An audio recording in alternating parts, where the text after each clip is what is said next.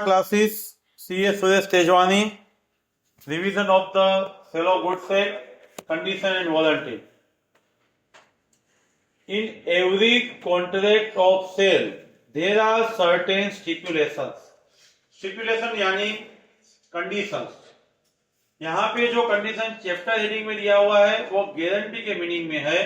हम जो स्टिपुलेशन बोलते हैं वो जो हम शर्त रखते हैं उसके मीनिंग में हम उसको स्टिपुलेशन कहते हैं. कॉन्ट्रैक्ट ऑफ सेल में स्टिपुलेशन तो होती ही है. गुड्स कब सप्लाई करना, मनी कब पे करना, कौन सी क्वालिटी का गुड्स होना चाहिए. कोई भी कॉन्ट्रैक्ट ऑफ सेल में जो स्टिपुलेशन दिया है वो stipulation essential to the main purpose of contract है तो वो कंडीशन है. कंडीशन एंड वारंटी सेक्शन 12 में आपको डिटेल में एक्सप्लेन किया है. एसेंशियल टू मेन पर्पस तो condition, collateral to main purpose of the contract that is the warranty. हम मजाक में ऑलवेज बोलते हैं लड़का अर्न नहीं कर रहा है तो वो कंडीशन है, एसेंशियल टू मेन पर्पस है. शादी से पहले लड़का नहीं, वो अर्न करना ही चाहिए. लड़की को रसोई बनाना नहीं आती, वो एसेंशियल टू मेन पर्पस है हमारे इंडियन कल्चर में. वो सेटिस्फाइड नहीं होगा तो कॉन्ट्रैक्ट रेप्यूडिएट हो सकता है, कॉन्ट्रैक्ट कैंसिल हो सकता है. Contract of sale of goods में इतना इंपॉर्टेंट बात है, वो नहीं है तो कॉन्ट्रैक्ट ऑफ सेल का कोई मतलब ही नहीं है. इसीलिए उसको हम बोलते हैं essential to main purpose of the contract. वो कंडीशन फुलफिल नहीं होगी तो उसका कैरेक्टर एंड इंपॉर्टेंस ऐसा है, कॉन्ट्रैक्ट रेप्यूडिएट यानी कैंसिल भी होगा एंड डैमेजेस भी क्लेम कर सकते हो. कोलेटरल टू मेन पर्पस, लड़की को पानी पूरी रोज चाहिए, वो कोलेटरल टू मेन पर्पस है. लड़का सवेरे थोड़ा देर से उठता है, थोड़ा देर से बोलो तो वो maybe collateral to main purpose है, अर्न तो अच्छा करता है. हमारे कॉन्ट्रैक्ट का जो कंडीशन है उसका कैरेक्टर इंपोर्टेंस ऐसा है कि उसकी वजह से कॉन्ट्रैक्ट कैंसिल नहीं होगा, सिर्फ डैमेजेस क्लेम कर सकते हैं. लड़की रोज पानी पूरी खाएगी लेकिन पापा के क्रेडिट कार्ड में से कट करवाएगी तो वो क्या, only damages can be claim. Warranty में ओनली डैमेजेस क्लेम हो सकते हैं, कंडीशन में कॉन्ट्रैक्ट कैंसिल भी हो सकता है, डैमेजेस भी क्लेम हो सकते हैं. फिर से आपको उसी पेज में नीचे कंडीशन एंड वारंटी का डिफरेंस दिया हुआ है. कंडीशन का मीनिंग बताया है essential to main purpose of the contract. Warranty का मीनिंग बताया है collateral to main purpose of the contract. Condition में बोला है आप कॉन्ट्रैक्ट रेप्यूडिएट कैंसिल कर सकते हो एंड डैमेजेस भी क्लेम कर सकते हो. वारंटी में कॉन्ट्रैक्ट कैंसिल नहीं हो सकता है, सिर्फ डैमेजेस मांग सकते हो. कंडीशन को वारंटी ट्रीट कर सकते हो लेकिन वारंटी को कंडीशन ट्रीट नहीं कर सकते. आपने अच्छा सा पुराना कोई बुलेट लिया था, अभी वो बुलेट का क्वालिटी डाउन हुआ है, आप जाओगे उसको बोलेगे हमारे बुलेट में ये इंजन में प्रॉब्लम है तो बोलेगा कोई बात नहीं, नया राजदूत तुझे दे देता हूं. आप बोलोगे नया नहीं चाहिए, पुराना वाला रिपेयर करके दे. वो कंडीशन के लिए एग्री है, वो आपको चेंज करके दे रहा है, आप मना बोल रहे हो. At that time condition can be treated as a warranty. आपको कंडीशन मिला है, आप ऐसा बोलते रिपेयर करके दे दो, आप वारंटी ट्रीट कर सकते हो. ऐसा नहीं बोल सकते, उसने बोला था कभी गाड़ी में कोई प्रॉब्लम हो जाए रिपेयर करवा के जाना, आप बोलोगे नहीं मुझे नहीं चाहिए, मुझे नया गाड़ी दो. वारंटी यानी रिपेयर बोला था, आप चेंज नहीं मांग सकते. वारंटी को कंडीशन ट्रीट नहीं कर सकते, कंडीशन को वारंटी आप ट्रीट कर सकते हो. सेक्शन 12 के बाद सेक्शन 13 है, कौन सी ऐसी सिचुएशन है जहां पे कंडीशन को वारंटी ट्रीट की जाती है. उसमें 4 सिचुएशन दिया है आपको. सबसे पहले वॉलंटरी वेवर. आपके पास अच्छा सा एप्पल का मोबाइल था, आप कोई मोबाइल में गए, उसको बोला ये मोबाइल है, वो बार बार उसमें कुछ प्रॉब्लम हो रहा है तो वो बोलेगा कोई बात नहीं है, रख के जा, 15 दिन के बाद मैं आपको नया पीस दे दूंगा. आप लोग भाई मेरे तो 15 दिन नहीं, 1 घंटा भी मोबाइल के बिना नहीं चलता, जैसा है मैं लेके जा रहा हूँ और रिपेयर करवा लूंगा, कुछ भी कर लूंगा लेकिन मोबाइल नहीं दूंगा. Voluntary waiver of the condition. आप तो बोल रहे थे 1 साल का गारंटी है, कंडीशन है, आपको मैं नया पीस दूंगा, आपको नहीं चाहिए, तो वो हुआ आपका कंडीशन, आपने वेव कर दिया, आपको कंडीशन चाहिए ही नहीं। आप वहां पे खड़े रह के बोलते हो कोई बात नहीं है, एक काम कर, मैं 1 घंटा यहाँ बैठा हूं, मेरे मोबाइल की हिस्ट्री मत देखना, मेरा रिपेयर के मोबाइल मुझे दे दे, बैकअप रिस्टोर मत करना, आपने उसको बोल दिया और वहीं आप बैठे और आपने क्या किया, आपने elect condition as a warranty, elect condition as a warranty, आपने वहां जाके बैठ के रिपेयर करवा के ले गए, आपको नया पीस मिलने वाला था, पहले में वॉलंटरी में आपने रिपेयर भी नहीं करवाया और नया पीस भी नहीं लिया, इलेक्ट टू वॉलंटरी में आप वहां बैठ के रिपेयर करवा के ले गए। थर्ड में कंपल्सरी वेवर, आपको राइट कंडीशन का था, 10 kg गुड्स सब लेके आए थे, 2 kg कंज्यूम किया, 3 kg बेच दिया, पार्ट कंज्यूम हो गया, नॉन सीवरेबल गुड्स है, तो बाकी गुड्स आपको रखना ही पड़ेगा, कंपल्सरी वेवर ऑफ कंडीशन हो जाएगा।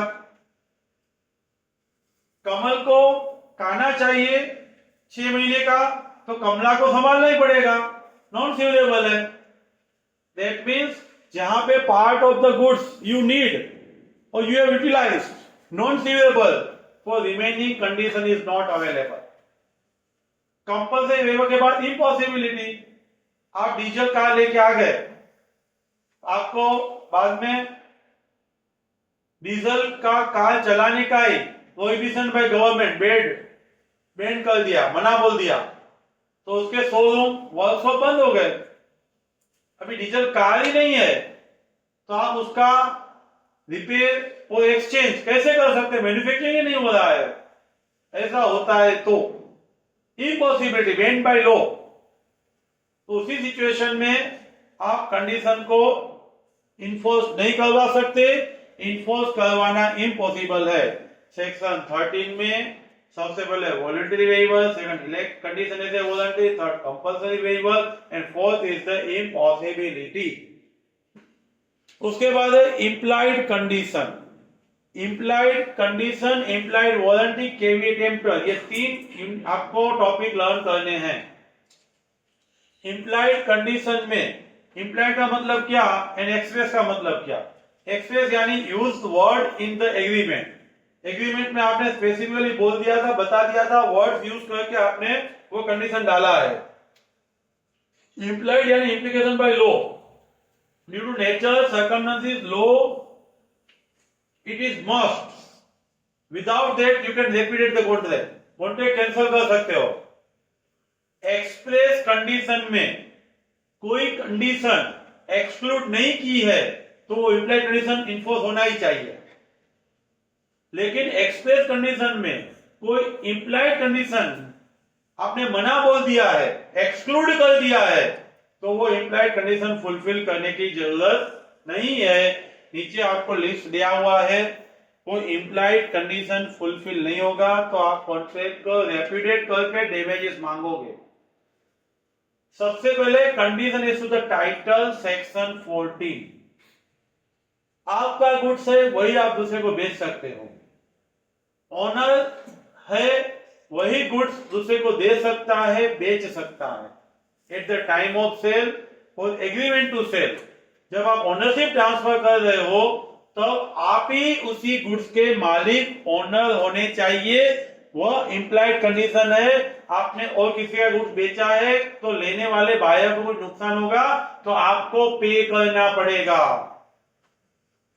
Section 14 condition is to the title, section 15 description.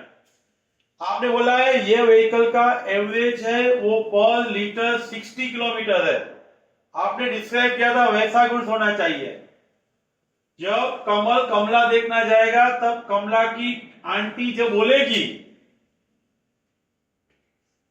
जो यहाँ पे डिश में सब पड़ा हुआ है समोसा और सब कुछ वो कमला ने ही बनाया है, એટલું સ્વાદિષ્ટ છે કે હાથ ચાટીને ઉભા થશો, that means કે ખાવા જેવું ને હાથ જ ચાટવા પડશે। that means वो जो डिस्क्राइब किया हुआ है वो डिस्क्रिप्शन के मुताबिक होना चाहिए। मजाक छोड़ दो, उसका मतलब जो आप परचेस करने गुड्स जाते हो यहाँ पे हमें सिर्फ गुड्स ही समझना है, तो गुड्स में जो सेलर ने डिस्क्राइब किया था इतना किलोमीटर का एवरेज गाड़ी का आएगा ही, वो नहीं आ रहा है तो आप उसको रिटर्न करके डैमेजेस मांग सकते हो। डिस्क्रिप्शन के बाद सैंपल्स, सेक्शन 17, आपको जैसा गुड्स दिखाया था वैसा ही गुड्स होना चाहिए। फर्स्ट मीटिंग में आधे घंटे में जो धीरे से बोला था पूरा लाइफ वैसे ही धीरे से बोलना है, पास वाले सुने वैसे नहीं बोलना है।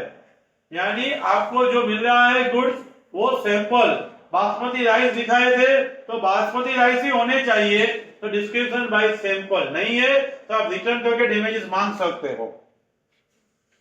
14 title, 15 description, 17 sample, 15 again sample and description and sample. Goods आपका जैसा बोला था वैसा और जो दिखाया था वैसा वही गुड्स होना चाहिए। Basmati rice from Punjab, Punjab is description, basmati दिखाया था वही गुड्स आपके घर पे आना चाहिए। गुड्स है सबसे पहले टाइटल आपका होना चाहिए, डिस्क्रिप्शन के मुताबिक होना चाहिए, सैंपल के मुताबिक होना चाहिए, सैंपल एंड डिस्क्रिप्शन के मुताबिक आपका गुड्स होना चाहिए। उसके बाद पर्टिकुलर पर्पस 16(1) में बोला है, आप वहां जाके बोलते हो मुझे हिली एरिया के लिए 4 व्हीलर चाहिए, आप जाके बोलते हो मुझे रेलवे स्लीपर कोच बनाने के लिए टिम्बर चाहिए, ऐसा कुछ भी आपने पर्पस बता दिया, आपने पर्पस बताया और गुड्स भी सिलेक्ट किया तो सेलर रिस्पॉन्सिबल नहीं है। आपने पर्पस बता के उसकी स्किल पे आपने रिलाई किया है। आप गुड्स लेके आए, हिल एरिया पे जा रहे हो, जैसे ब्रेक लगाते हो गाड़ी रिवर्स आ रही है, तो as per description, as per sorry purpose नहीं है। आपने पर्पस बताया था वैसा गुड्स नहीं है तो आप रिटर्न करके डैमेजेस मांग सकते हो। कंडीशन वो है आपने पर्पस बताया है, उस पर्पस के लिए उस सामने वाले के सेलर के स्किल पे ट्रस्ट रखा है। अगेन 16(2) मर्चेंटेबल क्वालिटी, गुड्स जो है वो मर्चेंटेबल, उसमें दो चीज है, आपने बेचने के लिए लिया है तो रीसेल हो पाए वैसा गुड्स होना चाहिए, यानी उसका रेडी मार्केट अवेलेबल होना चाहिए। यूज के लिए लिया है आपने तो आपका जो पर्पस है उस यूज में वो यूज आना चाहिए, ऐसा गुड्स है तो वो मार्केटेबल है, मर्चेंटेबल है। गुड्स की वैल्यू मार्केट में अवेलेबल है, मार्केट में रखते हो लोगों को लेने के लिए रेडी है तो वो गुड्स मर्चेंटेबल है। लेने के लिए एज ए स्क्रैप नहीं, एज ए ओरिजिनल प्राइस से गुड्स लेने के लिए रेडी है तो गुड्स मर्चेंटेबल है। अगेन होलसमनेस उसका ही पार्ट है, ईटेबल चीज है, खाने की जो चीज है वो होलसमनेस हाइजेनिक ही होनी चाहिए।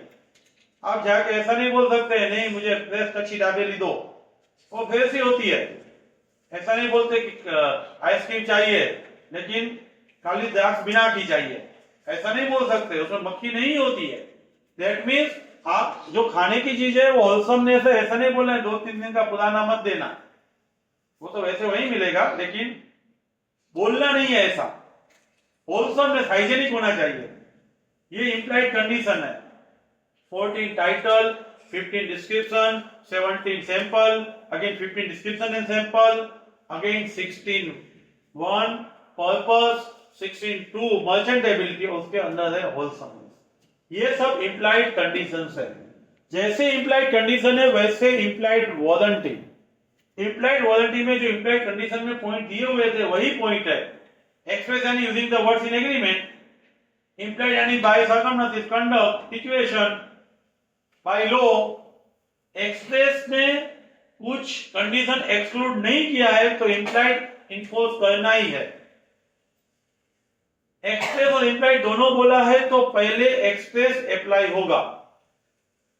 एक्सप्रेस वारंटी स्पेसिफिकली आपने एग्रीमेंट में बताया, इंप्लाइड वारंटी वो बताने की जरूरत नहीं है लेकिन फुलफिल नहीं होगा तो आप डैमेजेस क्लेम कर सकते हो। इंप्लाइड वारंटी में आपको सबसे पहले इंप्लाइड वारंटी सेक्शन है 14(b), 14(c) dangerous nature and 16(3) state और कंडीशन। स्टेट और कंडीशन में 16(3) है। सबसे पहले 14(b), अनडिस्टर्ब पोजीशन, जो गुड्स आप लेके आए हो, ओनर और उसका कोई फ्रेंड एवरी संडे ऐसा नहीं बोल सकता तेरी कार मुझे संडे इवनिंग को लिए घूमने के लिए चाहिए। आपको जो गुड्स मिला है उसका पोजीशन डिस्टर्ब नहीं हो सकता। कमल कमला को लाया तो कमला की मम्मी सवेरे शाम 2-3 बार क्या खाया क्या किया वो फोन करेगी तो डिस्टर्ब पोजीशन हो सकता है, ऐसा नहीं। अनडिस्टर्ब पोजीशन यानी आप जो गुड्स लेके आए हो उसको और कोई डिस्टर्ब करना चाहिए नहीं। उसका मतलब है आपको किसी ने एवरी संडे कार लिया है, उससे आप रेंट और डैमेजेस ओनर के पास से मांग सकते हो।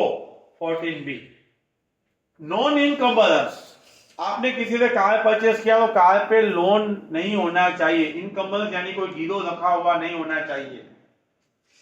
समझ लो आपने किसी से 10 लाख में कार लिया लेकिन 2 लाख का लोन चालू था, बैंक वाले आपके पास आ गए, आपने 2 लाख पे कर दिया तो उसका डैमेजेस आप ओनर के पास से ले पाओगे। डेंजरस नेचर, डेंजरस नेचर है कूल प्लेस पे गुड्स रखना है, अच्छे तरीके से संभालना है, 2 दिन में रिप्लेस कर डालना है, बाद में नहीं रखना है। वो डेंजरस नेचर पहले से बता देना है वरना डैमेजेस क्लेम करना है।